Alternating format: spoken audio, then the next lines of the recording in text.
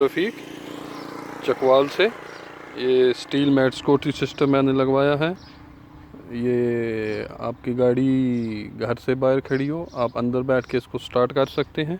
आपको मैं स्टार्ट करके दिखाता हूँ। हमने गाड़ी को लॉक किया और ये वाला बटन, इस बटन को हम प्रेस करके रखेंगे और ये देखें अभी गाड़ी स्टार्ट होगी। ये देखें गाड़ी स्टार्ट होगी।